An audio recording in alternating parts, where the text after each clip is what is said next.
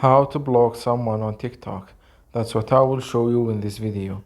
But before we begin, make sure to subscribe to the channel and ring the bell to get notified whenever a new video is uploaded.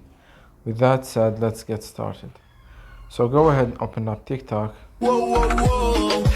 And then go to the profile of the person that you want to block.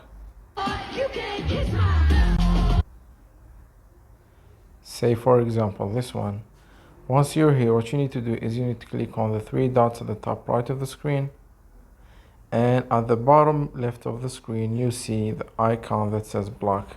Click on it and a pop-up window will appear that tells you that this person won't be notified and they won't be able to send you messages and stuff like that.